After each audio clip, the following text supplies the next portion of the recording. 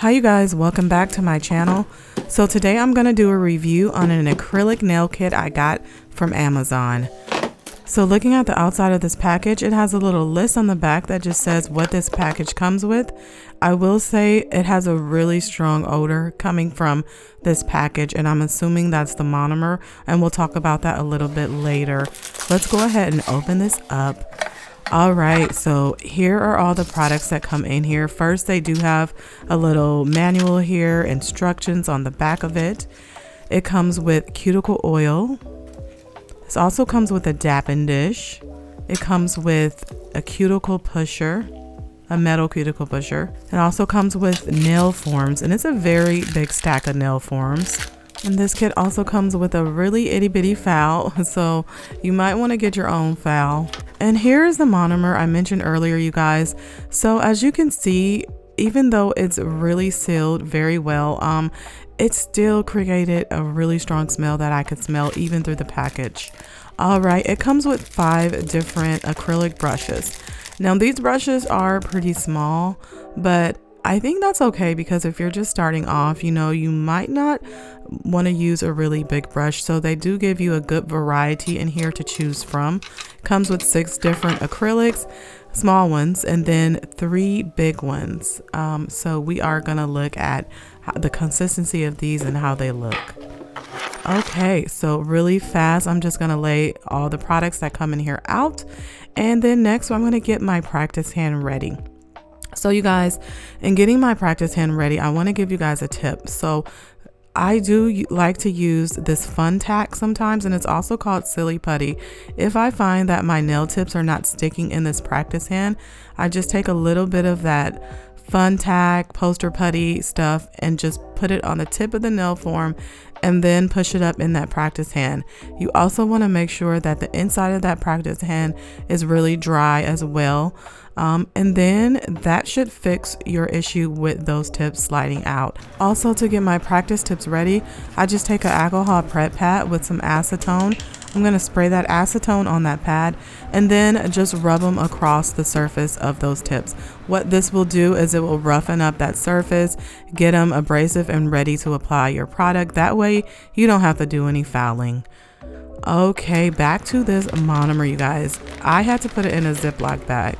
Like, I'm not kidding. That's how strong this stuff is. So just fair warning, if you guys are using this for the first time, you do want to use it in a well ventilated area. You want to make sure there's a window there. If you have little ones in the house, you know, they could be very sensitive to this smell. So just be mindful of that. I am going to be using my disposable dental bibs, and these are really good for instead of using paper towels. I'll leave a link for these down below, you guys. I'm going to get my dabbing dish ready and choose what I feel is the biggest brush out of these 5s. I'm going to go ahead and separate the bristles and get out any of that factory stuff that might still be on them. Next, we're going to pour some of this monomer into the dapping dish, and I'm going to start to prepare my brush. So this process is called burping your brush. It's just getting out any air bubbles from your brush, getting it ready and saturated and just prepped to use, and wiping off anything on those dental bibs. Here I'm just showing you guys the colors of these acrylic powders and also the consistency. As you can see, they're very fine, so you could use these as dipping powders as well. I will be trying that later on in a different video. So you guys, look at these colors. They're so amazing.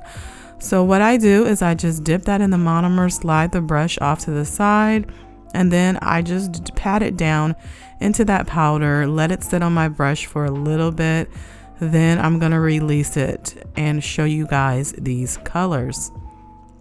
So there's that first color, beautiful pink right there, you guys. Next is this really like light blue, and it has a little bit of shimmer and glitter inside it as well. There's this type of yellow color and this green that also has some glitter. There's this like Tuscan sun amber color, and then that glitter color, you guys. Here are all those colors shown for you guys. And I'm also going to do a little setting test for you guys, so you can see some of these have really hardened and some of them are still soft. So even though I set some of them down after the ones before, you can definitely see they have different setting times, and I think that just depends sometimes on the pigmentation. I'm not really sure, I'm not a chemist, you guys, but I thought it was important to show you guys that they each have their own characteristics and different setting times. All right, so let's see some of these larger ones. This one of the larger ones is a light pink, very beautiful, and I'm just going to show you guys this color. Adorbs, right? This next one, I believe this one is a clear. Yes, this is a clear, so I went ahead and put black behind it so you guys can see. And then this last one is a white color. I thought that white was really bright. Okay, so you guys, on to testing these out onto some nails.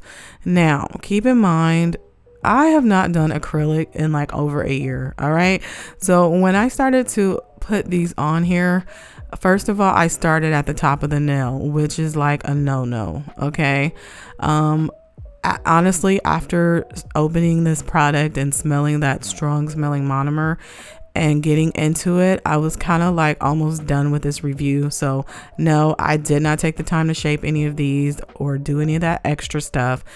And I did end up switching over to my number 8 brush. This is a Kolinsky brush, and I love this brush for acrylic, and as you guys can see, it allows me to get much more of that product on there, which I do advise you guys to do, is to get a larger brush if you're going to be doing extra long nails like these. That was another thing I didn't take into consideration, is that the length of these nails, I definitely needed more product on that brush. So you see the second one, I got more coverage on that nail, but it still looks a hot mess. I am well aware, you guys. So this third one, you guys, look at this. It's like a purple glitter confetti type. Oh, I just love this color. So these are just more to showcase these colors for you guys, and I'm not trying to make a fantastic design. I'm aware they look all bumpy and messed up. So on this one, I did attempt to make the nail look decent. So with the application of this one, I went ahead and put that first bead, and that's what you call just, I guess, that bead of putting the acrylic down.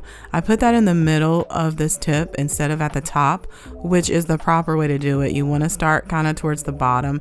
Then I'm going to take that second bead and put it right above that first one, and I'm just fanning that acrylic over those beads. So, and then the last bead at the very top towards the cuticle is going to be the smallest one, and then I'm just fanning it over, you know, the rest of that nail. So you guys, this one looked considerably better than the other ones, even though it's still lumpy. If I fouled it, I could make it look way better, but I wasn't doing all that day. So as you can see, using that method, it came out much better than the other ones. And that is kind of the method I'm going to use on this one, the thumb finger, but instead I started at the very bottom. I took a bead and I fanned it out towards the tip. I'm going to take another bead, set that one right above it, and then I'm going to fan it out over the top of the tip. And I'm just going to keep setting beads on top of the last one that I did. And I am letting that set on the brush for a little bit to harden up so that acrylic is not too runny. I did find that this acrylic was pretty runny, but I don't know. And I'm pretty sure it's because my liquid monomer to acrylic ratio is not quite on point yet. But as you guys can see, that thumb came out good and the pinky came out good. So with practice, I know I can get much better, and you guys can too. You guys, if you found this video helpful, please remember to leave it a like. And if you're interested in this kit, I will leave the link down below in the description. Thank you so much for watching. I'll see you guys next time.